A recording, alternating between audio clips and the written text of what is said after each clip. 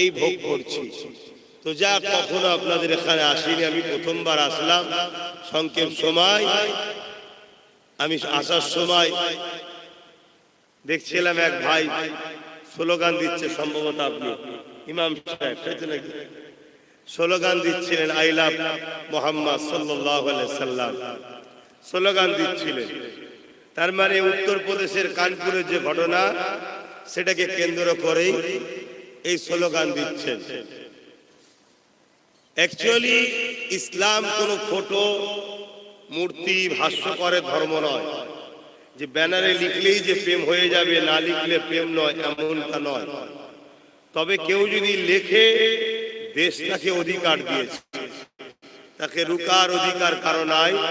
যারা রুখছে তারা অবশ্যই সংবিধান বিরোধী, দেশ বিরোধী, তারা অন্যায় করছে। তো যাক, আমার রাসূল পাক সাল্লাল্লাহু আলাইহি সাল্লাম থেকে আমাদেরকে সরাবার চেষ্টা আজকে নতুন নয়, যুগ যুগ ধরে হয়ে আসছে। এর কারণ আমার রাসূলকে নিয়ে বিশ্বের প্রত্যেকটা জালিমরা আতঙ্কে আজও আছে। বিশ্বের প্রত্যেকটা সন্ত্রাস, জালিম, বদমাই, লুটেরা, খুনি, সমাজ বিরোধী, ইনসাফ বিরোধী, ইনসানিয়াত বিরোধী, মানবতার বিরুদ্ধে যারা, তারা আমার রাসূলকে নিয়ে আজও আতঙ্কে আছে। কেন? আমার রাসূল ইনসাফের নাম, আমার রাসূল ইনসানিয়াতের নাম, আমার রাসূল মানব বন্ধনের নাম, আমার রাসূল প্রেমের নাম, আমার রাসূল ভ্রাতৃত্বের নাম, আমার রাসূল ঐক্যের নাম, আমার রাসূল খোদাত্ম মানুষকে খানা খাওয়াবার নাম, বিধবাকে আশ্রয় দিবার নাম, এতিমের অধিকার দিবার নাম, সমাজে অন্যায় মিটিয়ে ন্যায় প্রতিষ্ঠিত করার নাম হলো মুহাম্মদুর রাসূল। জোরে বলুন সুবহানাল্লাহ, আরো জোরে বলুন সুবহানাল্লাহ। আরো একটা কথা বলি, আসার সময় আমার ভাইরা নিয়ে আসছিলেন আনন্দ করে, স্লোগান দিয়ে। স্বাভাবিক, তারা ভালোবাসে, তাদের পীর ভাই এসেছে, আনবে, এটা অন্যায় কিছু নয়। কিন্তু একটা কথা মাথায় রাখতে হবে, আপনার ধর্ম আপনার কাছে, অন্যের ধর্ম অন্যের কাছে। আপনি অমুসলিমদের পাড়াতে যখন আসবেন, সেখানে যদি আপনি আপনার ধর্মীয় স্লোগান দেন, এটা আমি ঠিক পছন্দ করি না। আপনি আপনার পাড়ায় আপনার ধর্ম করেন, আপনার স্লোগান দেন। কেন? ভারতবর্ষ এমন একটা ধর্ম দেশ, যে দেশে সমস্ত ধর্মের মানুষের দেশ এটা, অর্থাৎ এ দেশে সবার অধিকার আছে। তাহলে আপনি আপনার পাড়াতে স্লোগান দেন, আপনার পাড়ায় ধর্মীয় কাজ কাম করেন, কোনো অসুবিধে নাই। কেন আপনি অমুসলিম পাড়ায় দিলে তারা যে অখুশি, সেটাও আমি বলছি না। কিন্তু একদল ফিতনা ঘুরছে না ঘরে নেই, যারা সর্বসময় আমাদের ভ্রাতৃত্বের মধ্যে, সম্প্রীতির মধ্যে ফাটল ধরাবার চেষ্টা করছে না, করেনি, তাহলে তাদেরকে আমরা সুযোগ করে দেবো। এটাকে আমাদের মাথায় রাখতে হবে। আসুন মহব্বতে দরুদ পড়ি। আল্লাহুম্মা সাল্লি আলা, তোলো না, আওয়াজ তোলো, আওয়াজ তোলো, ভাষাও। আপনারা দরুদ পড়েন তো নাকি? আপনাদের এখানে জলসা হয়, দরুদ পড়ায়, আপনারা পড়েন তো? তাহলে পড়বেন তো, এত ঝিমিয়ে আছেন কেন? দরুদ শরীফ পড়েন। আল্লাহুম্মা সাল্লি আলা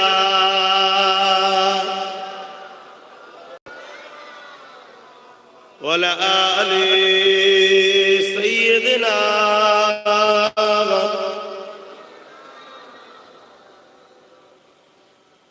أعوذ بالله من الشيطان الرجيم. بسم الله الرحمن الرحيم.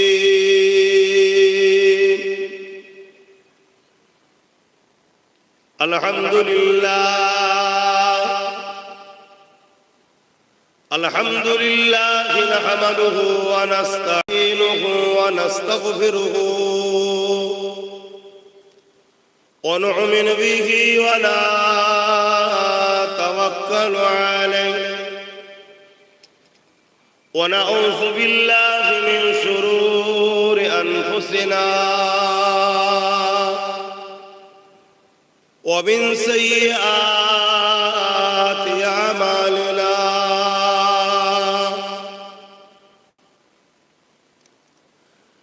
من يهدي الله فلا مضل له ومن يضلله فلا هادي له ونشهد أن لا إله إلا الله وحده لا شريك له ونشهد أن سيدنا وحبيبنا ومولانا محمدا عبده ورسوله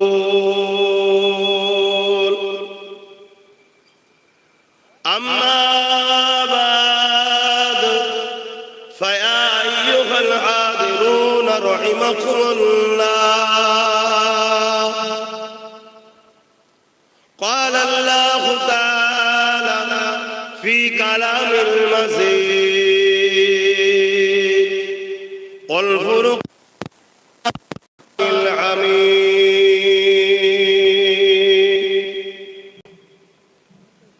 إن الله وملائكته يصلون على النبي يا أيها الذين آمنوا صلوا عليه وسلموا تسليما اللهم صل على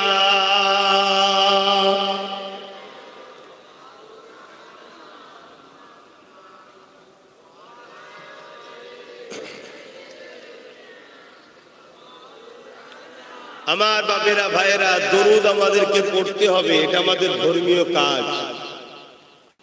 যে রাসূলের নাম শুনে দরুদ পড়ল না তার মতো বখিল কঞ্জুস আর কেউ নেই। আল্লাহর লানত হয় তার উপরে, সে অবশ্যই ধ্বংসপ্রাপ্ত হবে। অতএব আমরা যখন বিশ্বাসী, ঈমান যখন এনেছি, আমানতু বিল্লাহি ওয়া মালাইকাতিহি ওয়া কুতুবিহি ورسوله واليوم الآخر والقدر خيره وسره من الله تعالى والبعث بعد الموت, আমরা যখন ঈমান এনেছি এর উপরে, তাহলে আমাদেরকে তো দরুদ পড়তে লাগবে। মনে রাখবেন এই জিন্দেগি চিরস্থায়ী নয়। কত যুবক ছেলে রাস্তা ঘাটে বিভিন্ন সময় বিভিন্ন অ্যাক্সিডেন্টেও মারা যাচ্ছে, ছোট ছোট বাচ্চা মারা যাচ্ছে, কারো দাদু রয়ে গেছে, নাতি পুতা চলে গেছে। মৃত্যু কিন্তু সবার একদিন হবে। কুল্লু নাফসিন যায়িকাতুল মউত। তাই দুদিনের দুনিয়ায় মহান স্রষ্টা আমাদেরকে পাঠিয়েছে পরীক্ষার জন্য। অতএব মহান স্রষ্টার হুকুম মেনে চলতে হবে। তিনি যে কাজ করলে খুশি ওই কাজ করতে হবে, যেটা করেছেন সে কাজ ছেড়ে দিতে হবে। এটা আমাদের ডিউটি। তা রাসূল পাক সাল্লাল্লাহু আলাইহি সাল্লামের উপরে দরুদ পড়ার হুকুম আল্লাহ নিজে দিয়েছেন। ইন্নাল্লাহা বেশক খোদা ওয়া মালাইকাতুহু, साथ में मेरे फरिश्तों युसल्लून अला नबी, নবীর পর দরুদ পাঠায় আল্লাহ ও ফেরেশতা। এবং আল্লাহ বলছে ইয়া আইয়ুহাল্লাযীনা আমানু, হে ঈমানদারেরা, সল্লু, তোমরা দরুদ পড়ো। আল্লাহ দরুদ পড়ার হুকুম ঈমানদারদের দিয়েছে। আসেন ঈমানদার জবান খুলে দরুদ পড়েন। আল্লাহুম্মা সাল্লি আলা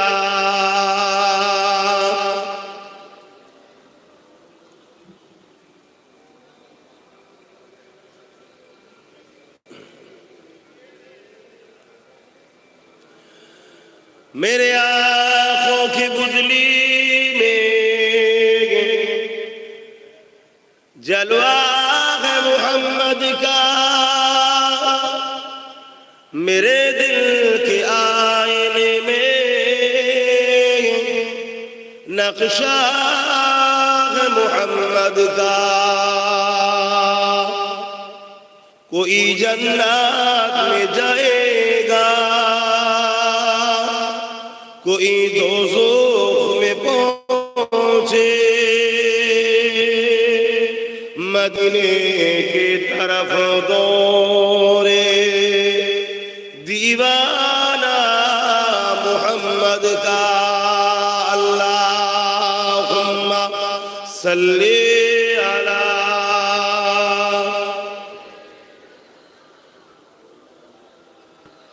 वला आले सय्यदना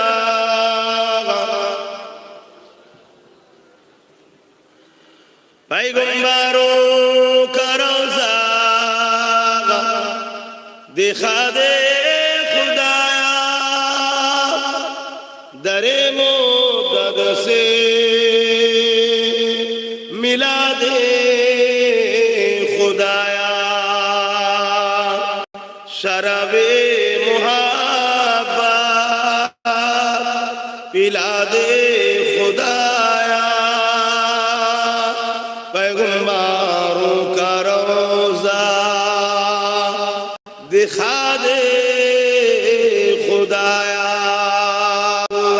अल्लाहुम्मा सल्ली अला वला आले सय्यदना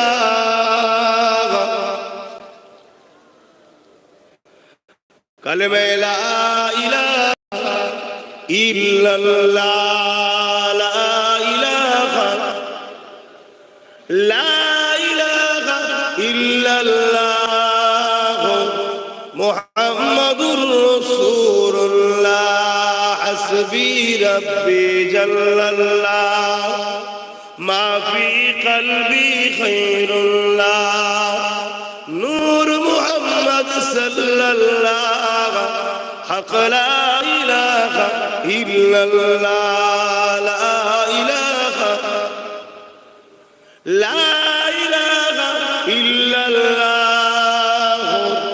मुहम्मदुर रसूलुल्लाह अल्लाहुम्मा सल्ली अला मौलाना मुहम्मद वला आले सय्यदना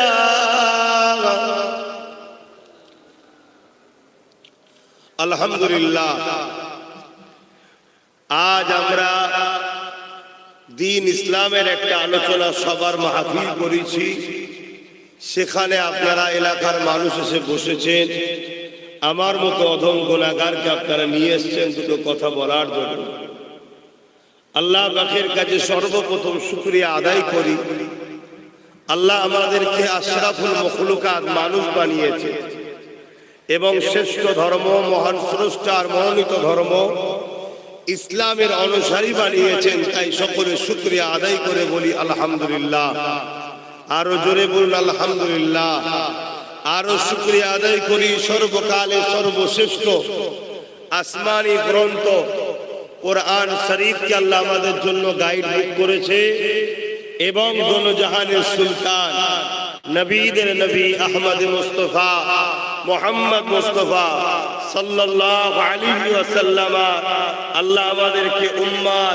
উম্মতি করেছে তাই সকলে শুকরিয়া আদায় করে বলি আলহামদুলিল্লাহ ভাইরা আমাদেরকে সর্বপ্রথম জানতে হবে যে আল্লাহ আমাদেরকে সৃষ্টি কেন করেছে এটা প্রত্যেককে জানতে হবে আমাদের স্রষ্টাকে আমি সবাইকে জিজ্ঞেস করছি যদি কেউ আল্লাহকে না মানেন সেটাও বলুন আমাদের স্রষ্টাকে আরো জবান করে বলুন কে কেউ যদি এই কথার উত্তর দিতে না পারেন মুসলিম দাবি করে তাকে জবান যিনি দিয়েছেন তিনি কে তাহলে আল্লাহ দিয়া জবানে যদি তোমার মুখ দিয়ে আল্লাহ বেরোতে না চায় জেনে রেখে দিও তোমার নিজের কপাল নিজেই তুমি ফাটিয়ে দিয়েছো তাই তোমার জবান দিয়ে আল্লাহ তার নাম বার করতে চাইছে না তাই সকলে আরো একবার বলুন জমিনের মালিক কে আসমানের মালিক কুল কায়নাতের স্রষ্টা কে লিল্লাহি মা ফিস সামাওয়াতি ওয়া মা ফিল আরদ জমিন আসমান এবং এর মধ্যে যা কিছু আছে সব কিছুর একজন মালিক, তিনি হলেন আল্লাহ। জোরে বলুন সুবহানাল্লাহ। এবং তিনি এই জমিনকে আমাদের জন্য বিছানা বানিয়েছে, আসমানকে আমাদের জন্য ছাদ বানিয়েছে, আশরাফুল মখলুকাত মানুষকে বানিয়েছে, গাছপালা তরুলতা চাঁদ সূর্য পাহাড় পর্বত সব কিছুর থেকে শ্রেষ্ঠ হলো মানুষ, সব কিছুর থেকে শ্রেষ্ঠ মানুষ। আর সব কিছু বানিয়েছে মানুষের খেদমত করার জন্য। এই সূর্য আমাদের খাদেম, চাঁদ আমাদের খাদেম, এই গাছপালা তরুলতা বিভিন্ন রকম শাক সবজি ফল মূল সব কিছু মানুষের আহারের জন্য মহান স্রষ্টা বানিয়েছে। তাহলে মানুষকে কেন বানিয়েছে এটা জানা দরকার আছে না? এটাই তো কাজ আমাদের। কে এই সামান্য এইটুকু প্যান্ডেল রাখতে গিয়ে কত বাঁশ খুঁটি হিসাবে ব্যবহার করতে হয়েছে। এই বিশাল আসমান বিনা খুঁটিতে যিনি রেখেছেন তিনি কে? এই আজ জমিনটা পানির উপরে ভাসমান, এই জমিন পানির উপরে ভেসে আছে। এই জমিন যখন তৈরি হয় পানির উপরে, জমিন তখন টলমল করছিল। মহান রব্বুল আলামিন এই টলমল জমিনে আমরা বসবাস করতে পারবো না। দেখবেন কখনো নৌকো পার হলে ঠিকভাবে দাঁড়ানো যায় না। এই টলমল জমিনের উপরে আমাদের জিন্দেগি করা বড় অসুবিধা হবে। এই জন্য মহান স্রষ্টা এই জমিনকে স্থির রাখার জন্য, যাতে নড়নচড়ন না করে, আমরা তক্তা বা বিভিন্ন জিনিসকে পেরেক দিয়ে সেটে টাইট করি। মহান রব্বুল আলামিন পাহাড়কে পেরেক হিসাবে ব্যবহার করে এই পৃথিবীকে সেটে দিয়েছে। জোরে বলুন সুবহানাল্লাহ। তিনি কত মহান, তিনি কত মহান। তিনি আমাদেরকে পাহাড়ের থেকেও শ্রেষ্ঠ বানিয়েছে। পাহাড় তো আমাদের উপকারের জন্য বানিয়েছে, তাহলে আমাদেরকে কেন বানালেন? আমাদেরকে বানিয়েছে যে জন্যে, এটা শিক্ষা দিবার জন্য। তিনি যুগে যুগে দুজন করে জিনিস পাঠাতো, দুটো। একটা হলো তিনার মনোনীত নবী রসুল, মেসেঞ্জার, আওতার, প্রফেট, তিনি আমাদেরকে শিক্ষা দেবে। এবং আসমানি কিতাব, তিনার গাইড বুক। কেন আমাকে যিনি বানিয়েছে, আমার থেকে আমার জন্য কোনটা ঠিক কোনটা বেঠিক তিনার থেকে বেশি ভালো কেউ জানে না। প্রতিটা জিনিস দেখবেন, ঘড়ি কিনলে ঘড়ির সাথে একটা নোটবুক দেয়, মোবাইল কিনলেন মোবাইলের সঙ্গে একটা গাইড বুক দেয়। ঠিক তেমন মহান স্রষ্টা আমাদের জন্য যুগে যুগে আসমানি কিতাব পাঠিয়েছে, আর ওই কিতাবকে বুঝাবার জন্য নবী রাসূলদের পাঠিয়েছে, যাতে করে আমরা সঠিক রাস্তায় চলি।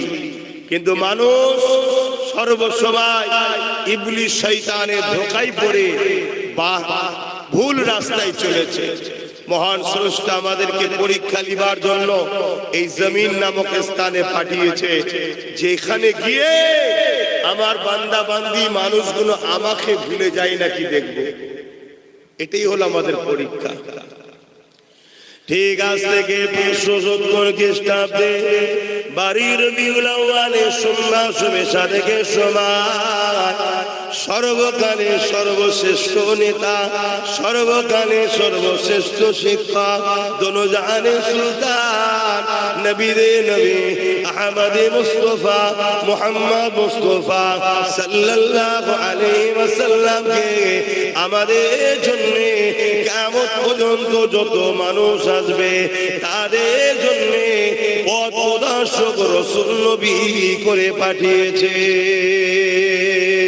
এবং তিনি যে কিতাব নিয়ে এসেছে ওই কিতাবটা হলো কোরআন শরীফ।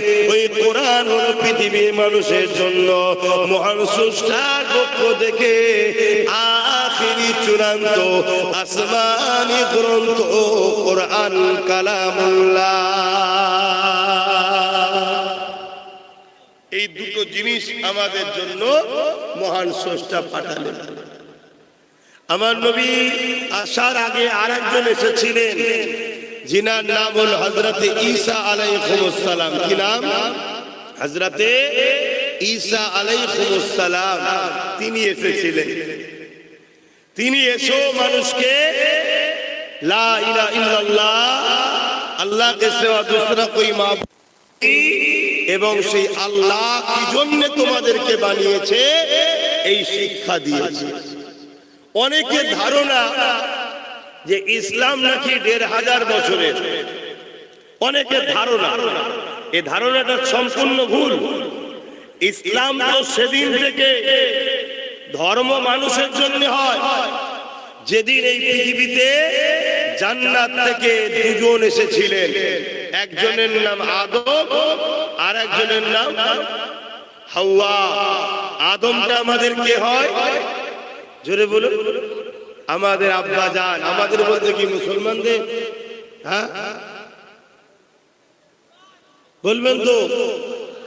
আপনারা জান মনে হচ্ছে কবরস্থানে বসে আমি জলসা করছি, কথা বুঝে আসছে? বাপ আদম হলেন মানুষ জাতির পিতা।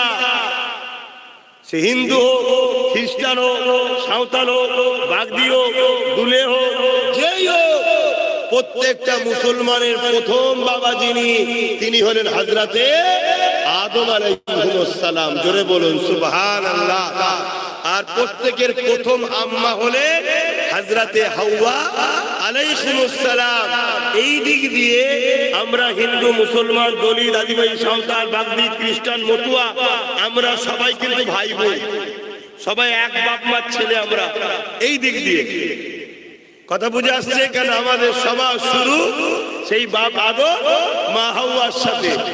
এই দিক দিয়ে আমরা সবাই কিন্তু ভাই বোন। এবারে বড় হওয়ার পর এক একটা সন্তান, এক একটা ছেলে মেয়ে এক একটা পছন্দ করে নিয়েছে। যার পছন্দ তার কাছে জবাব মহান স্রষ্টা নেবে। শুনছেন? আলহামদুলিল্লাহ, আমরা আমাদের বাপ ও মা যে রাস্তায় ছিল সে রাস্তাতে আছি। জোরে বলুন সুবহানাল্লাহ। কেন? বাপ আদমের প্রথম কথা ছিল লা ইলাহা ইল্লাল্লাহ। বাপ আদমও এক আল্লাহর উপাসনা করতেন। জোরে বলুন সুবহানাল্লাহ। মা হাওয়াও এক আল্লাহর উপাসনা করতেন। জোরে বলুন সুবহানাল্লাহ। আরেকটা খুশির খবর আপনাদের দিয়ে যায়, বারবার আমরা শুনতে পাই ভারতবর্ষ থেকে মুসলমানদের তাড়িয়ে দেওয়া হবে। শোনা যায় তো নাকি? হ্যাঁ, অত সহজ নয়। ভারত হলো আমাদের বাপ আদমের দেশ। জোরে বলুন সুবহানাল্লাহ। এখান থেকে কে তাড়াবে? হ্যাঁ, বাপ আদম আলাইহিস সালাম ডাইরেক্ট জান্নাত থেকে ভারতবর্ষ হিন্দুস্তানে এসেছিলেন। জোরে বলুন সুবহানাল্লাহ।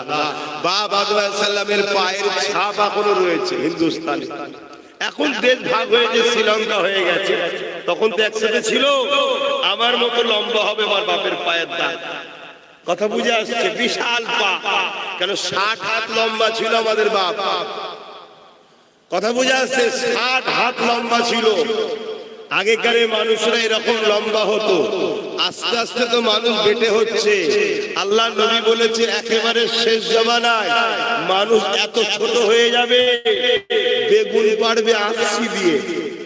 তাহলে কত ছোট হবে বুঝতে পারছেন? তো যাই হোক, আমাদের আব্বাজান আদম আলাইহিস সালাম ডাইরেক্ট জান্নাত থেকে হিন্দুস্তান আমাদের দেশে এসেছে। এ দেশ পৃথিবীতে একটাই দেশ আছে, হিন্দুস্তান। বাকি পৃথিবীতে হিন্দুস্তানের মতো কোন দেশ পৃথিবীতে নাই। কিরকম? এদেশে এমন কোন ধর্ম নেই যে ধর্মের লোক নেই এদেশে। কেন? সব ধর্মের লোকেরই বাপের দেশ, এটা আদমের। জোরে বলুন সুবহানাল্লাহ। এটা হলো আমার দেশের গর্ব। আমার দেশেতে, পৃথিবীতে এমন কোন ধর্ম নেই যে ধর্মের লোক আমার দেশে নাই। কথা কিছু বুঝাতে পারছি? কেন? এটা তো বাপ আদমের দেশ। বাপের দেশে বাপের সবকটা বেটা স্যাম্পেল আছে। মুসলমানও আছে, হিন্দু আছে, খ্রিস্টান আছে, আদিবাসী আছে, সাঁওতাল আছে, দুলে আছে, বাগদি আছে, মতুয়া আছে, কি না কি ধর্ম আছে, সব হিন্দুস্তানে আছে। কেন? সবাই বাপের দেশে আছে। কথা বুঝে আসছে? কিন্তু বারবার এক শ্রেণীর লোকেরা শুধুমাত্র ফিতনা লাগিয়ে নানা রকম কথা ছড়ায়। এদের মূল লক্ষ্য হলো মানুষের প্রভু হব, তাই এরা ফিতনা লাগাতে চায়। যেমন নতুন করে এখন এসআইআর এর ফিতনা শুরু করেছে, মানুষ হই হই করছে, কাগজপত্র নিয়ে হই হই করছে না, করেনি? এইসব পরিকল্পনা গরিব মারার পর মুসলমান মারবে, মুসলমান মারবে, অত সহজ নয় মুসলমান মারা। মুসলমানকে যারা মিটাতে গেছে তারা যে খোঁজ লিখে দাও, মিশরের পিরামিডে দাঁত কেলিয়ে পড়ে আছে ফেরাউন, খোঁজ লিখে যাও। যারাই চেয়েছিল তারাই মিটে গেছে। হ্যাঁ, গরিবকে ঘরে মারার একটা কল চলছে, গরিব শেষ করতে চাইছে। সে গরিবটা মুসলমান হোক আর অমুসলিম হোক, সবাই বিপদে আছে এখন। যাক, আমি ওইদিকে যাচ্ছি না, সময় কম এখন। আমি যে কথা বলছি, ডাইরেক্ট জান্নাত থেকে বাপ আদম আলাইহিস সালাম হিন্দুস্তানে এসেছে, তাই তো আমরা বলি সারে জাহাঁ সে আচ্ছা, বলুন हिंदुस्तान हमारा, सारे जहां से अच्छा हिंदुस्तान हमारा। क्यों ना हिंदुस्तान अच्छा हमारा? क्योंकि डायरेक्ट जन्नत के साथ कनेक्शन है हिंदुस्तान की। बोलिए सुभान अल्लाह। एवं बाप आदम अलैहिस सालामेर साथे नूरे मोहम्मद रसूल आदम अलैहिस सालामेर कपाले छिलेन, डायरेक्ट हिंदुस्ताने एसेছে। জোরে বলুন সুবহানাল্লাহ। আমরা গর্বিত নয়? আমরা কি আনন্দিত নয়? সেই বাপের ছেলে আমরা সবাই। জুড়া জুড়া আগে ছেলে হতো, একটা ছেলে একটা মেয়ে, কথা বুঝে আসছে? তারপর এইভাবে 40 জুড়া হয়েছে, 40 জুড়া হয়েছে, একটা ভাই একটা বোন। জুড়া জুড়া হতো, একটা পুত্র সন্তান একটা কন্যা সন্তান। প্রথম পুত্র সন্তানের সঙ্গে দ্বিতীয় কন্যা সন্তানের বিবাহ হতো, দ্বিতীয় পুত্র সন্তানের সঙ্গে প্রথম কন্যা সন্তানের বিবাহ হতো। এভাবে 40 জোড়া হওয়ার পর তাদের বংশ বিস্তার যখন হতে শুরু করলো, মহান স্রষ্টা বলল এই নেকাটা এখন হারাম, বন্ধ হয়ে গেল, এবার একটু দূরে দূরে। এভাবে মানুষ জাতি পৃথিবীতে বিস্তার হয়েছে। আজকে পৃথিবীতে 750 কোটির উপরে মানুষ আছে, বলুন সুবহানাল্লাহ। বাবেরা, নওজওয়ানেরা, এই মনুষ্য জাতি কিভাবে চলবে? এই মনুষ্য জাতির জন্য মহান স্রষ্টা রব্বুল আলামিন যুগে যুগে যুগে একজন করে পথ প্রদর্শক নবী রাসূল মেসেঞ্জার আওতার পাঠিয়েছে এবং আসমানি কিতাব পাঠিয়েছে। যখনই মনুষ্য জাতি মহান স্রষ্টাকে ভুলে গিয়ে খারাপ অন্যায় রাস্তায় চলে গেছে, দাঙ্গা ফাসাদ খুন খারাপিতে চলে গেছে, তাদেরকে সঠিক রাস্তা দেখাবার জন্য মহান স্রষ্টা আসমানি কিতাব পাঠিয়েছে এবং এই কিতাবটাকে বোঝাবার জন্য নবী রাসূল পাঠিয়েছে। এই পৃথিবীর জমিনে 1 লক্ষ মতান্তর 2 লক্ষ 24,000 নবী রাসূল মেসেঞ্জার আওতার এসেছে। সবাইকে সম্মান করি, সবার উপরে ঈমান আনি, সবাই সত্যবাদী ছিল, সবাই হকের উপরে ছিল এবং পৃথিবীর জমিনে মোট 104 এসেছে। সব কটা কিতাবই হক, সব কটা কিতাবই সত্য। কিন্তু মনে রাখবেন, আজ থেকে 2000 বছর আগে ঈসা আলাইহিস সালাম চলে যাবার পর 500 বছর পার হয়ে যায়। এই পৃথিবীর জমিনে মানুষ আল্লাহকে ভুলে গিয়ে নিজেদের হাতে তৈরি করলো 360টা নকল খোদা। এক খোদা ছেড়ে দিয়ে 360টা নকল খোদা তৈরি করে তাদের উপাসনা করতে লাগলো। তারা এমন করে গরিবদের ঘরে বাজারে নিলামে তুলতে লাগলো। তারা কন্যা সন্তান হলে জেন্দ্র জেন্দ্র পুঁতে দিতে লাগলো। এ যুবকেরা মনে রাখবে, কন্যা সন্তান হলে জেন্দ্র জেন্দ্র পুঁতে দিতে লাগলো। আজকে যেমন আমেরিকা পৃথিবীর সুপার পাওয়ার, সেই দিনে সুপার পাওয়ার ছিল রোম, ছিল পারস্য, ছিল যারা এমন কিনা পৃথিবীর জমিনে অন্যায় অত্যাচার খুন খারাপিতে তারা ভরিয়ে দিয়েছিল। প্রভাবশালীরা, ক্ষমতাশালীরা নারীদেরকে ভোগের পাত্রী বানিয়ে দিয়েছিল। মানুষের রাজা হয়ে মানুষ মানুষকে দিয়ে উপাসনা করাতো। রাজাদের ঘরে মানুষ সেজদা করত, রাজাদের মূর্তি তৈরি করে তাদের উপাসনা করত। এক কথায় আল্লাহর জমিনে মানুষগুলো মহান স্রষ্টাকে ভুলে গেল। হিংসা, অশান্তি, দাঙ্গা ফাসাদ, খুন খারাপি, অশান্তি দাবানল পৃথিবীতে দাও দাও করে চলছে। পৃথিবী ধ্বংসের দিকে যাচ্ছে, কোমরে দড়ি বেঁধে গরিবের ঘরের ছেলেদেরকে বাজারে তুলে নিলামে বিক্রি পর্যন্ত করা হচ্ছে। আবার সেই দিন আসতে চলেছে, আবার সেই দিন আসতে অলরেডি আমেরিকায় শুরু হয়ে গেছে, আবার আমার হিন্দুস্তানও আসতে চলেছে। এই যে এনআরসি, এটা লক্ষ্য কি? কম পয়সায় লেবার তৈরি করো, এর না হলে এনআরসি। কম পয়সায় লেবার তৈরি করো, গরিবের ছেলেদের ঘরে ক্যাম্পের মধ্যে রাখো, বড় বড় কোম্পানিরা আসবে, ওই ক্যাম্পের মধ্যে পুরো খাঁচা দিয়ে ঘেরা থাকবে, ফোর্স দিয়ে পাহারা থাকবে, ওখানে লেবার সব গরিবের ছেলেরা থাকবে, শুধুমাত্র জানটুকু বাঁচার জন্য খেতে পাবে। আর বড় বড় ফ্যাক্টরিতে বড় বড় লোহা, বড় বড় পাহাড় খনন করা, বড় বড় জায়গায় সব কোম্পানিতে ভাড়া থাকতে হবে। এর নাম হলো এনআরসি। কথা বুঝে আসছে না? তো সেই জায়গাতে আবার শুরু হচ্ছে এই যে গোলামি প্রথা, এই যে দাসত্ব প্রথা। শুধু বড় লোকরাই বাঁচবে, গরিবদের বাঁচার অধিকার নাই। এই প্রথাকে ভেঙে দিয়ে মানুষের সমান অধিকার দিবার নাম হলো ইসলাম। জোরে বলুন সুবহানাল্লাহ। আমরা তো ইসলামকে ভুলে গেছি, আমরা ইসলামকে তো অন্য রাস্তায় চালাচ্ছি। মনে রেখে দিও, রাসূলের সুন্নাতকে যে মানলো সে রাসূলকে ভালোবাসলো। কিন্তু সময় কম, এত বিস্তারিত বলতে পারবো না। ১৫০০ বছর আগে কন্যা সন্তান হলে জ্যান্ত পুঁতে দিত।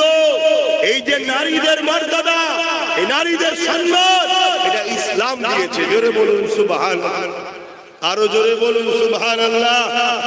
ভাইরা আমার, আজ বড় দুঃখের সাথে বলতে হয়, ইসলাম ন্যায়ের পক্ষে, ইনসাফের পক্ষে, মানবতার পক্ষে, গরিবের পক্ষে, এতিমের পক্ষে, নারীদের হকের পক্ষে বলে আজকের দিনেও কিছু মানবরূপী জালিম পশু বেরিয়েছে, তারা ইসলামকে বারবার আঘাত দেয়।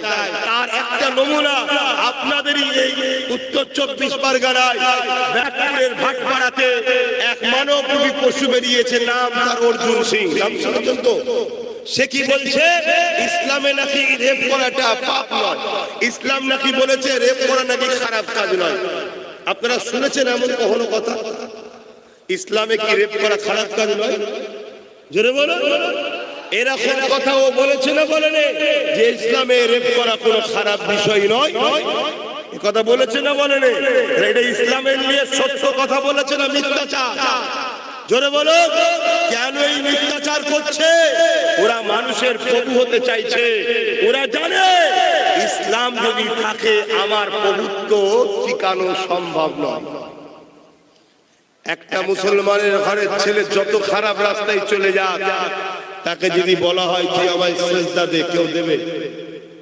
কেন? এরা জানে সেজদা একমাত্র, হয়তো দেয়নি, নামাজও পড়ে, তারপরেও জানে সেজদা কাকে দিতে হয়? আল্লাহ। এরা যে গোলাম বানাতে চাইছে, যে গোলামি প্রথা চলবে না। অথচ শুনে রেখে দেন, ইসলামে রেপ যারা করে তাদের জন্য কি শাস্তি রয়েছে? যারা রেপ করে ইসলামে তাদের শাস্তি কি? গলা পর্যন্ত পোতো, পাথর মারতে মারতে মেরে ফেলে। যে পুরুষ মায়ের জাতকে মর্যাদা দিতে জানে না, ইসলাম বলছে ও মানবরূপী পশু, ওকে বেঁচে থাকার অধিকার নেই, ওকে হত্যা করে দাও।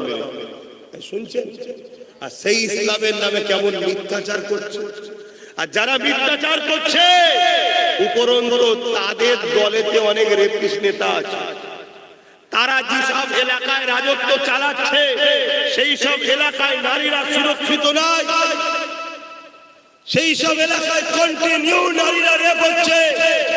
কিন্তু আমি আপনাকে ইসলাম অনুযায়ী চলা একটা জায়গার নাম আপনাদেরকে জানাচ্ছি। ১৪৫০ বছর ধরে সেই জায়গায় নবীর আদর্শে আজও চলছে।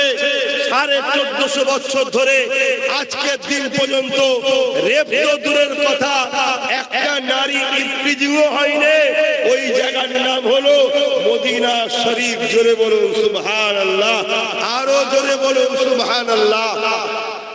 যেখানে রেপ তো দূরের কথা, ১৪৫০ বছর ইতিহাসে একটা রেপও তো হয়নি। রেপ তো দূরের কথা, কোন নারীকে কোন পুরুষ কোন টিটকিরিও মারেনি। কেন? আইন এত করা, ওখানে রাসূলুল্লাহর আইন চলে, নবীর বিধান চলে। ওখানে রাত 12টায় যাবেন, 1টায় যাবেন, 2টোয় যাবেন, 3টেয় যাবেন, সারা রাত নারীরা ঘুরছে। এরপরও কোন নারীকে রেপ তো দূরের কথা, কারো দিকে কোন নজরে তাকাবার ক্ষমতা কারণে। কেন? রাসূল মানুষের দিল জয় করেছে, মানুষের দিলকে জয় করেছে, মানুষকে এইভাবে তৈরি করেছে যে মানুষ কারো দিকে খারাপ নজরে তাকায় না। এর না বলে ইসলাম। জোরে বলে সুবহানাল্লাহ। আজ আমাদের ধর্মের নামে মিথ্যাচার করা হচ্ছে। আমি এই মজলিস থেকেও চ্যালেঞ্জ দিচ্ছি, আসেন ইসলামের মোকাবিলায় কেউ যদি থাকেন, নারীদেরকে ইসলাম যে সম্মান দিয়েছে এই সম্মান কেউ কাউকে দিতে পেরেছে? ইসলামের মোকাবিলায় কেউ যদি থাকেন, আসেন আমরা ডিবেটে চ্যালেঞ্জে বসতে চাই। ইসলাম নিয়ে মিথ্যাচার ছড়াবেন না, ইসলাম নিয়ে মিথ্যা প্রচার করবেন না, ইসলাম নিয়ে মিথ্যা প্রোগ্রাম মিডিয়াতে করবেন না। ইসলাম তো সততার কথা বলে, ইসলাম তো মানবতার কথা বলে, ইসলাম তো প্রেমের কথা বলে, ইসলাম তো ভাতৃত্বের কথা, ইসলাম তো ঐক্যের কথা বলে। এই যুবকেরা ইসলাম নারীদেরকে কি মর্যাদা দিয়েছে। আল্লাহ নবী বলতে লাগলে, এ মক্কার মানুষেরা যারা এক আল্লাহকে মানত না, যারা কন্যা সন্তান হলে জেন্ত পুঁতে দিত, আল্লাহ নবী তাদেরকে বলতে লাগলো, এ দুনিয়ার মানুষেরা, মক্কার মানুষেরা, তোমরা নারীদেরকে জেন্ত কেন পুঁতে দাও? তারা বলতে লেগেছিল, মুহাম্মদ, নারীরা হলো অশুভদের বাঁচার অধিকার নাই। আল্লাহ নবী তাদেরকে বুঝাতে লাগলে, না, নারীদের কোনো অশুভ নয়, নারীদের কি দোষ আছে? মহান স্রষ্টা যিনি মায়ের পেটে পুত্র সন্তান বাড়ায়, তিনি তো কন্যা সন্তান বাড়ায়। কেননা পুত্র সন্তানেরও দরকার, কন্যা সন্তানেরও দরকার। পুরুষ আর নারীর বিবাহ মধ্য দিয়ে এই জমিনের উপরে সন্তান তৈরি হবে, এই মিলনের মাধ্যমে এই জমিনের সন্তান তৈরি হবে। এই জন্য তো মহান স্রষ্টা এই সিস্টেমটা চালু করে রেখেছে। এই তোমরা কন্যা সন্তানকে মেরে দিও না। আল্লাহ নবী আরো বুঝাতে লাগলে, কারো ঘরে যদি প্রথমে কন্যা সন্তান হয়, এর মানে ওই বাবাকে মহান স্রষ্টা জান্নাতের সংবাদ দেয়।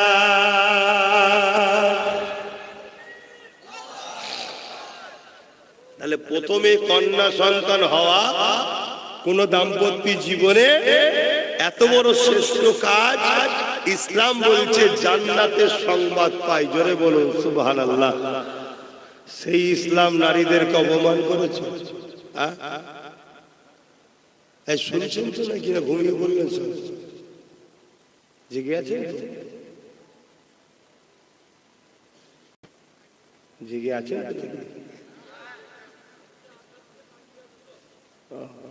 না, একটুখানি সাথ না দিলে আর হয় না। এমনি ঠান্ডা লেগে আছে ভাই, কথা নিশ্চয়ই বুঝতে পারছে। দিনের বেলা জলসা করছি, ঘেমে যাচ্ছি, আর সন্ধ্যের জলসা করলে তো আবার ঠান্ডা লাগছে। এখন ঠান্ডা গরম হচ্ছে। তো যাক, আমি কথা বলছি, তাহলে ইসলাম নারীদেরকে কত সম্মান দিয়েছে যে কন্যা সন্তান হলে মহান স্রষ্টা কি বলছে? জান্নাতের শান্তি সংবাদ ওই পরিবারকে আল্লাহ দিল। জোরে বলুন সুবহানাল্লাহ। আল্লাহ নবী আরো বলেন, বাবারা, কারো ঘরে যদি একটা, দুটো, তিনটে, চারটে, পাঁচটা একাধিক পুত্র সন্তান হয়, ওই দাম্পত্য জীবনের জন্য আল্লাহ নবী কোন ঘোষণা এলান দেয়নি যে তোমার 5টা পুত্র সন্তান তুমি জান্নাতি, ঘোষণা দেয়নি। দিয়েছে নাকি?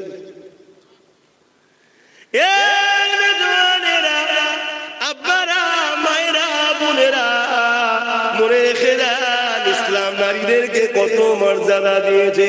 আল্লাহ নবী অথচ জানিয়েছে, কোন বাপ মা দাম্পত্য জীবনে একটা, দুটো, তিনটে পর পর যদি 3টে সন্তান কন্যা সন্তান হয়, ওই বাপ মা যদি কন্যা সন্তানকে আল্লাহ দিয়া নিয়ামত মনে করে, মহান স্রষ্টা দিয়া নিয়ামত মনে করে, ওই 3 কন্যাকে লালন পালন করে বড় করে তার তার যদি বিবাহ দিয়ে দিতে পারে, আল্লাহ নবী দুটো আগুন তুলে দেখাচ্ছে যেভাবে পাশাপাশি রয়েছে ওই তিন কন্যার বাবা আর আমি রাসূলুল্লাহ আল্লাহর জান্নাতে পাশাপাশি থাকিব। আরো জোরে বলুন সুবহান। বলে আর এখন কি হচ্ছে, কন্যা সন্তান পেটে থাকলে হসপিটালে পয়সা দিয়ে মেরে দেওয়া হচ্ছে। এরা মানুষ, এরা সব মানব রূপী দুপায়ে পশু, যারা নারী সন্তান হওয়ার জন্য তাকে এত অবজ্ঞা করে। মনে রেখে দিও, আল জান্নাতু তাহতা আকদামুল উম্মাহাত, প্রত্যেকটা পুরুষের জান্নাত হলো নারীর পায়ের তলায়। প্রত্যেকটা পুরুষের জান্নাত কোথায় বলো? নারীর পায়ের তলায়। আল জান্নাতু তাহতা আকদামুল উম্মাহাত, প্রত্যেকটা ছেলে অর্থাৎ পুরুষ, ছেলে তো পুরুষই হয়, তার জান্নাত তার মায়ের পায়ের তলায়। মা তো নারী হয়, নারীর পায়ের তলাতে শ্রেষ্ঠ নিয়ামতের জায়গা জান্নাতকে ইসলাম রেখেছে। জোরে বলুন সুবহানাল্লাহ। সেই মায়ের মর্যাদা নারীর মর্যাদা ছিল না। আজকেও সমাজে ঘুরে ঘুরে দেখে নারীদের সম্মান নাই। বৃদ্ধাশ্রমে মাকে রেখে আসছে। কোন ছেলে যদি তার মা ওই ছেলের ব্যবহারে যদি একবার আওয়াজটা করে, আল্লাহ রসুল বলছে ওই ছেলে জাহান্নামে যাবে। পৃথিবীর সব মলি সাহেবদের দিয়েও দোয়া করিয়ে জান্নাতে নিয়ে যেতে পারবেন ওই ছেলেকে। শুনছো? মা বাপকে ভালোবাসবে। মা হলো জান্নাত আর বাপ হলো জান্নাতের দরজা। ভালোবাসবে, পিয়ার করবে। সময় কম কি হবে, সময় আলোচনা করতে সময় এক্ষুনি আজ না, সম্ভব না। আমি অন্য জায়গায় টাইম দিয়ে রেখেছি, সময় নেই। তো যাই হোক, আমি এসেছি তো কি হয়েছে? আমি এসেছি, এই তোমার কপাল ভালো যে আমি এসেছি তোমার কাছে। আমি এসেছি, এটাই তোমার কপাল অনেক ভালো। বা এটাই কপাল ভালো যে এসে গেছি। না এলে ব্যাস হইজা হয়ে যাবে। শুনছেন তো? তাহলে ইসলাম নারীদেরকে কত সম্মান দিয়েছে। সেই ইসলাম কে আজকে আঘাত দেওয়া হচ্ছে। অনেকে আবার বলে যে এতই যখন মর্যাদা দিয়েছ তাহলে বোরখা পরাও কেন, হিজাব পরাও কেন, পর্দা রাখো কেন? শোনো, আমরা রাখবো কেন? ইসলাম অর্থাৎ মহান স্রষ্টা নারীদেরকে পর্দার কথা বলেছে। কেন? পর্দায় নারীর মর্যাদা, দাম, মূল্যকে বুঝিয়েছে। জোরে বলুন সুবহানাল্লাহ। যে জিনিস যত দামি হয় তার প্যাকিং তত দামি হয়। যে জিনিস যত দামি হয় তার সিকিউরিটি তত দামি হয়। যে জিনিস যত দামি হয় তার নিরাপত্তা তত দামি হয়। যে জিনিস যত দামি হয় তাকে তত সাবধানেও রাখতে হয়। পুরুষরা হলো রাস্তার ফুটপাতের পাথরের ন্যায়, আর নারী হলো হীরের ন্যায়। জোরে বলুন সুবহানাল্লাহ। তাই হীরেকে লাল কাপড় জড়িয়ে, মখমলের কাপড় জড়িয়ে আলমারির এই পর্দা দিয়ে বুঝিয়ে দিয়েছে তোমাকে আমি বড় নিয়ামতওয়ালা, ইজ্জতওয়ালা, দামি করেছি। তাই তোমাকে নিরাপত্তায় রাখতে হবে, তোমায় সিকিউরিটি হয়ে থাকতে হবে, তোমাকে ঢেকে রাখতে হবে, তোমাকে ফেলে রাখার জিনিস নয়, খুলে রাখার জিনিস নয়। কেন? তুমি হিরে চুরি হয়ে যাবে। পুরুষ ও রাস্তার পাথর। কথা বুঝে আসছো তো নাকি? তাহলে বলো, সেই ইসলামের উপরে মিথ্যাচার হচ্ছে, এটাই আমাদেরও দোষ আছে না? আমাদেরই তো দোষটা বেশি। কেন? আমরা আমাদের ধর্ম থেকে তো সরে গেছি, ইসলামের আদর্শ থেকে অনেক সরে গেছি। তাই যে যা খুশি বলে লিখছে ইসলাম দিয়ে। তো যা আসেন, একটু সালাম পড়িয়ে দোয়া করতে হবে। একটু সালাম দেবো, দাঁড়িয়ে দেন তো নাকি? আসেন ইয়া নবী সালাম।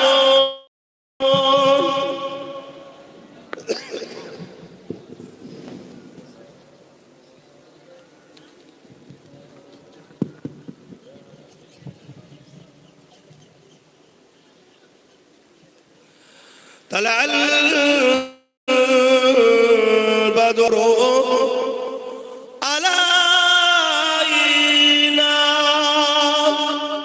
من ثنيات الوداع وجب الشكر علينا ما دعا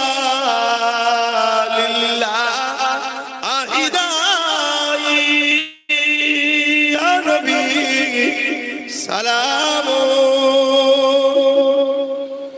يا رسول يا حبيب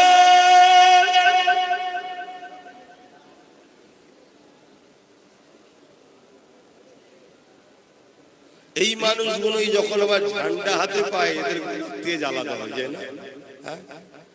কি অবস্থা! তোমাদের দেখে আমার আফসোস হচ্ছে, তোমাদের দেখেই আমার আফসোস হচ্ছে যে কি অবস্থা মুসলমানদের। এক তো দাঁড়িয়ে আছে, দেখেন কোন নীতি রীতি কিছু সিস্টেমই নাই। এই যেখানে পাচ্ছে কে আলে কে ওখানে।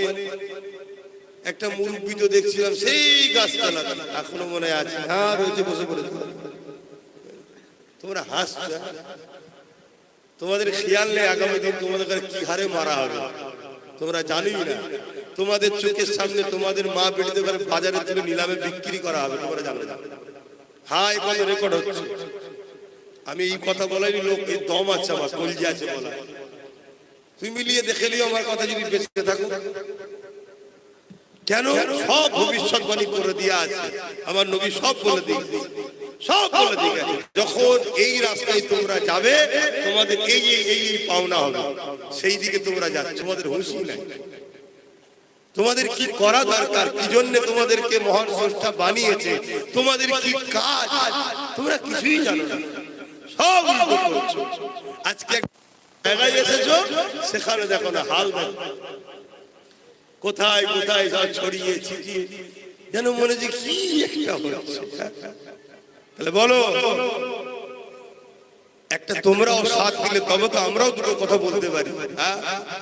আল্লাহ রসুল বলেছে,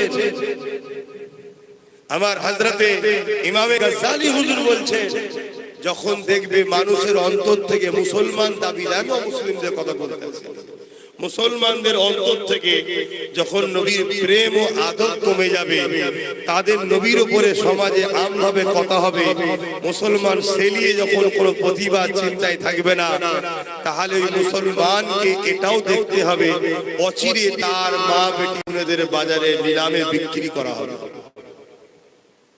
তোমাদের কিচ্ছু ক্ষমতা নেই, তোমরা কিচ্ছু করতে পারবে না। বুঝে আসছে? অনেক ভুল করছো, এখনো সময় আছে, শুধরে যাও, শুধরে যাও, পরিবর্তন হও, নিজের ধর্মকে ভালোবাসো, পিয়ার করো, অন্য ধর্মের পক্ষে বিপক্ষে কিছু বলারও দরকার নেই আর যাবার মানারও দরকার, কিন্তু নিজেরটাকে তো নিজে মহব্বত করো, পিয়ার করো, অনুসরণ করো। হ্যাঁ, দুনিয়াদারি জিন্দেগিতে কাজ কারবার ব্যবসা বাণিজ্য করতে হবে, সেটাও তোমার ধর্মের মধ্যে, কারণ ইসলাম হলো কমপ্লিট ধর্ম, ইসলামে বিজনেস করাও শেখানো আছে। আর পৃথিবীতে 10 লক্ষ যাদের সংখ্যা ইহুদি, তারা পৃথিবীকে চালাচ্ছে এখন, পুরো পৃথিবী তাদের হাতে। আমরা জানি আমেরিকা চালায়, কিন্তু না, আমেরিকাকেও নিয়ন্ত্রণ করে ইহুদিরা, যাদের সংখ্যা 1,10,00,000 মাত্র। কিসের জন্য? তারা বলেছে মুহাম্মদ রাসূলের বিজনেস পলিসিকে আমরা ফলো করে পুরো পৃথিবীতে আমরা সবথেকে ধনী। কথা বুঝে আসছে? তারা আমার নবীর সিস্টেমকে নিয়ে তারা আজকে গেনার, আর আজকে আমরা লোভ লালসা, গান ফাংশন, যাত্রা, সিনেমা, এটা তো প্ল্যান মাফিক আমাদেরকে এইদিকে ঢুকানো হয়েছে। কারণ এ জাত যদি চাকে, আচ্ছা আচ্ছা ফেরাউনের ঘুম হারাম হয়ে যাবে। এজন্য তোমাদেরকে ঘুমানো হচ্ছে, তোমাদেরকে বিভিন্ন দুনিয়ার রঙিন রঙেতে জড়িয়ে দেওয়া হচ্ছে প্ল্যান মাফিক, তোমাদের হুঁশি নাই। আর আমরা যখন এসে বুঝাতে চাই, তোমাদের হাল তো এরকম, দূরে দূরে দূরে দূরে দূরে দূরে তো যাক, আসেন একটু সালাম দিচ্ছি, যদি পারেন যদি জবান খুলে পড়ে নবীকে সালাম দিচ্ছেন, আদবের সাথে দেন। ইয়া নবী সালাম, ইয়া রাসূল, ইয়া হাবিব,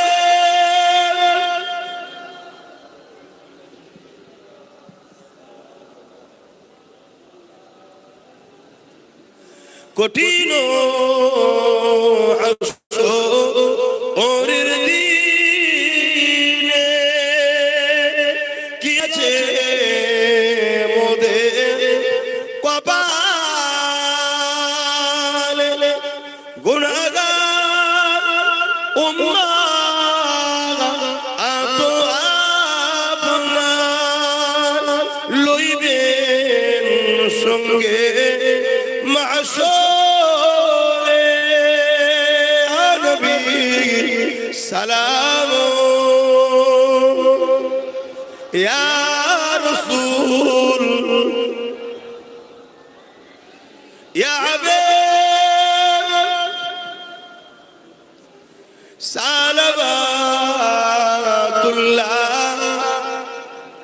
সকলে গায়ে বসুন। বালাগাল উলা বিকামালি, কাসাবাত তুজা বিজামালিহি, হাসানাত জামিউ খাসালিহি, সাল্লু আলাইহি ওয়া আলিহি, আল্লাহুম্মা সাল্লি আলা।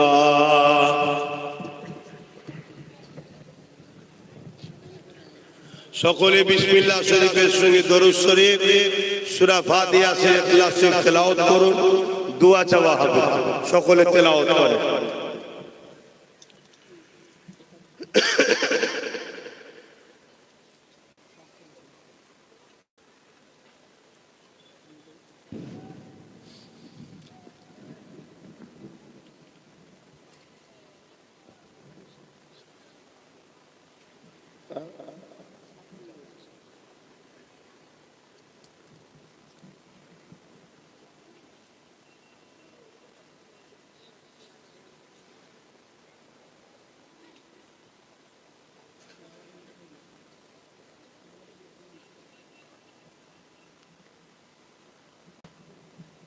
যে যা বলেছে আমাকে হাওলা করুন।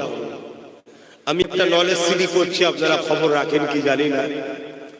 ফুরফুরা শরীফে 100 বিঘে জমির উপরে পীর আবু বকর সিদ্দিক মুজাদ্দিদুজ্জামান আওলাদে রাসূল দাদা হুজুরের স্মৃতিতে একটা নলেজ সিডি তৈরি করছি 100 বিঘে জায়গার উপরে, জ্ঞানের শহর। সেখানে স্কুল চালু হয়েছে, 4 থেকে 8 ক্লাস পর্যন্ত চলছে, বাংলা মিডিয়াম। 2027 থেকে আমাদের টার্গেট আছে ইংলিশ মিডিয়াম স্কুল ও গার্লস স্কুল চালু হবে। আপনারা সকলে যোগাযোগ রাখবেন, বাচ্চাদেরকে যদি পড়াতে চান পাঠাবেন, যোগাযোগ করবেন। প্রতি বছরে চেষ্টা করি 21শে অঘ্রাণ একটা ডেট রেখেছি, স্কুলের একটা প্রোগ্রাম, একটা জনসভা মতো করি আমি। সেখানে মানুষজন যায়, সহযোগিতা করে। গত 2 বছর করতে পারিনি, এবছরে করার প্রোগ্রাম নিয়ত করেছিলাম, কয়েক জায়গায় ঘোষণাও করেছিলাম যে 21 অঘ্রাণ বছর করব। তারপরে আমার ছোট ভাই নওশাদ এমএ, জানেন তো নাকি, সে আমাকে বলল আপনি ঘোষণা করেছেন সব ঠিকই আছে, কিন্তু মানুষ এখন এসআইআর নিয়ে একটুখানি চিন্তার মধ্যে আছে। তবে আমি আপনাদেরকে বলবো এসআইআর নিয়ে বেশি টেনশন করে নিজের জীবনের ক্ষতি করে ফেলবেন না। ঠান্ডা মাথায় চোখ কান খুলে আপনি আস্তে আস্তে স্লো পায়ে হাঁটেন, তাড়াহুড়ো করবেন না, আর ঘাবড়ে গিয়ে একেবারে নিজের জীবনে ক্ষতি করে ফেলবেন না। কারণ ভারতবর্ষের মুসলমান কোন দেশ থেকে আসা নয়, এদেশে ছিল, আছে, থাকবে। কত হুকুমত এসেছে চলে গেছে, মিটাবার কারো ক্ষমতা নাই, ইনশাআল্লাহ এটা মনে রাখবেন। এবং যখন এসআইআর এর ফর্ম ফিলআপ করবেন, 1 কপি ফিলআপ স্ট্যাম্প সহ সিগনেচার আপনার কাছে রাখবেন। 1 কপি যে আসবে বিএলআরও তার হাতে জমা দেবেন, অন্য কারো হাতে জমা দেবেন না। এবং যার হাতে জমা দিচ্ছেন তার ফটোটা তুলে রাখবেন। তো এই 21শে অঘ্রাণ প্রোগ্রাম করার ইরাদা করেছিলাম। শুনছি নাকি 7ই ডিসেম্বর খরসার একটা নোটিফিকেশন বা একটা লিস্ট দেবে। তো ওই সময়টা আমার মনে হয় এলাকায় থেকে একটু নামের সিরিয়ালগুলো দেখা দরকার। তাই আমাদের আলোচনার মাধ্যম দিয়ে এবছরও প্রোগ্রামটাকে স্থগিত রাখার চেষ্টা হচ্ছে। কুশক গান প্রোগ্রামটা আমরা করছি না কেন, তারপরের দিনই 8ই ডিসেম্বর কুশক গান হচ্ছে। দেখা যাবে 7 তারিখ, 8 তারিখ, 9 তারিখ বিভিন্ন কাজের মধ্যে মানুষ জড়িয়ে থাকবে। আর এই বিষয়টা খুব জটিল বিষয়, একটু সজাগ হতে হবে। কথা বুঝে আসছে? কেন অনেক রকম চক্রান্ত চলছে। তবে মনে রাখবে, যদি এসআইআর এ কারো নাম বাদ যায়, এর জন্য কেন্দ্র সরকার যেমন দোষী, রাজ্য সরকারও সমানভাবে দোষী। কেন্দ্র সরকারও যেমন এসআইআর করছে, রাজ্য সরকার অর্থ ও অফিসার দিয়ে এসআইআর করছে, এটা মনে রাখবে। তাই সেই জায়গাতে কারো নাম যদি বাদ যায়, ওই বিএলআর একটা কোনো ফটো, নাম, ফোন নাম্বার, তথ্য রাখবেন। কোনো যদি অসুবিধে হয় আর এই ছেলেটাকে যদি আপন মনে করে, সে মুসলিম হোক আর হিন্দু হোক, আদিবাসী হোক আর মতুয়া হোক, কোনো যদি বিপদে পড়ে একটা বার ডাকবে। তার জন্য প্রয়োজন হয় সুপ্রিম কোর্ট যেতে হয়, যাওয়া হবে। কোনো জুলুমকে বরদাস্ত করা হবে না। কেন দেশ ভাগ করবে নেতাই নেতাই গদি নিবার জন্য, আর লাস্টে মানুষকে পেরেশানে পড়তে হবে, এটা মেনে নেওয়া যাবে না। তোমরা সব নেতারা সব যত ফেতনা লাগাচ্ছ আর নিরীহ মানুষগুলো সব পেরেশানে পড়ছে, এ মেনে নেওয়া যাবে না। এবারে মানুষকে সংগঠিত হতে হবে, গরিবকে সংগঠিত হতে হবে। যে পাগলামি করবে তার পাগলামির ভূতকে নামাতে হবে মাথা থেকে। বলুন ইনশাআল্লাহ। তাতে আমার কোন অমুসলিম ভাইয়ের উপর জুলুম হলে তার পাশে আমরা আছি না নাই? হাত তুলে বলুন, আছি না নাই? এই মানুষের পাশে দাঁড়ানো এটাও ইসলাম, এটাও ইসলাম। তার ধর্ম তার কাছে, কিন্তু সে মানুষ তো, তার পাশে দাঁড়াতে হবে। তো যাই হোক, এই জন্য 21শে অঘ্রাণ 8ই ডিসেম্বর পড়ছে। 7 তারিখে সম্ভবত খরচা একটা দেবে। সেই জায়গায় মানুষের কি হবে না হবে, এবং সেটা নিজের এলাকায় থেকে থাকা দরকার। কথা বুঝে আসছে? তারপরে যদি কোনো রকম সমস্যা হয়, তাহলে রাস্তায় নামতে হবে, আন্দোলন করতে হবে। তার জন্য মানুষকে প্রস্তুত দিতে হবে। এজন্য আল্লাহ চাইলে নতুন বিল্ডিং, নতুন বাড়ি আর একটা উদ্বোধন হবে খুব শিগগিরই। সেই সময় ডাকবো, নলেজশরীতে আপনারা যাবেন। বলুন ইনশাআল্লাহ। পাশাপাশি আমি যদি ব্রিগেডে ডাকি বছরে, খবর পেলে যাবেন একটু? কি গো, যাবেন না? যাবেন না? হাত তুলে বলুন, যাবেন তো? নিজেদের অধিকারের জন্য নিজেকে যেতে হবে, অধিকারের জন্য যেতে হবে। মাথা যত বাড়বে ভিড়, দিল্লি তত কাঁপবে, বকাও তো বাঁচাতে হবে, ঠিক না? ঠিক। অতএব মাথায় রাখবেন, খবর পেলে যাবে। যাই হোক, অনেকে মিথ্যা প্রচারও করে। আমার ওই ভাইটা হাতে গেল, যে এনে এসেছিল, সেই ভাইটা কই, কোথায় গেল? যাই হোক, আমি একটা ওই ভাই যারা এনেছে কমিটির ভাই যোগাযোগ রাখবে। একটা নম্বর বলছি, পারেন তো লিখে নেন, সুবিধা অসুবিধে ফোন করবেন। কবে ঘরে থাকি জান যাবেন। এমনি প্রতি শুক্রবার দিন থাকি। আর একটা কথা, প্রতি শুক্রবার দিন সন্ধ্যে 7টা থেকে লাইভে বসি, 7:30টার মধ্যে। মা, বোন, বাপ, ভাই ওই লাইভটাকে ফলো করবেন। কোনো প্রশ্ন থাকলে করবেন, আমি উত্তর দেবো। কথা বুঝে আসছে? জলসায় সময় হয় না, ওখানে প্রশ্ন করবেন, উত্তর দেবো। নাম্বারটা লিখে নেন, 9830825982। আর আমার উলামা আলেম ইমাম ভাইদের বলবো, আসেন, সংগঠিত হই। অনেকে মুরগি পোষে চাল খেয়ে, কেন? মোটা তাজা করে সময় এলে, কুটুম আসলে জবাই করে খাবে। তাই আপনাদের ঘরে কেউ ভিক্ষা খাইয়ে ফাঁসাচ্ছে? সময় আছে, ভিক্ষা নয়, নিজের জায়গাতে এসে দাঁড়িয়ে যাও, নিজে সংগঠিত হও, নিজে ওই হও, নিজের ক্ষমতা নিজে বুঝে নাও, নিজের যা চাওয়া পাওয়া নিজে নেবো। কারো ভিক্ষার করে তাক্কা করবো কেন? তো যাই হোক, আর কথা নয়, আসেন, আল্লাহ দরবার দোয়া আছে, আল্লাহুম্মা আমিন। আয় আল্লাহ, হাবিবের খাতে রহমত করে আমার পূর্বে ওলামারা আলোচনা করেছেন। এখন আমাকে যা বলালেন বললাম, বলার মধ্যে কিছু ভুল ভ্রান্তি হলে মাফ করে দিন আল্লাহ। সংক্ষেপ সময়, আসরের পর থেকে একেবারেই তো সময় কম, মালিক ভাইরা এইভাবেই নিয়ে এসেছিলেন। এই সংক্ষেপ সময় একটু হাজিরি দিলাম। আল্লাহ এই অল্প সময়ের দিনের এক দুটি কথা বললাম, ভাইদেরকে নিয়ে বিপদ আপদ থেকে বাঁচার জন্য কিছু নসিহত করলাম। আল্লাহ এই বিপদ আপদ থেকে আপনি আমাদের সকলকে হেফাজত করবেন, আমাদের জান মাল ইমান ইজ্জতকে হেফাজত করবেন, সমস্ত বুরাই খারাপ রাস্তা থেকে দূরে রাখবেন। আল্লাহ আপনি আমাদেরকে পাঁচ ওয়াক্ত নামাজি, রোজাদার, হাজি, গাজী, জাকিরিন বানাবেন, সমস্ত বুরাই খারাপ রাস্তা থেকে দূরে রাখবেন। আয় আল্লাহ আমার দেশকে বিদেশি শক্তির হাত থেকে হেফাজত করুন। আমার দেশের মধ্যে যারা গাদ্দার আছে আল্লাহ তাদের হাত থেকে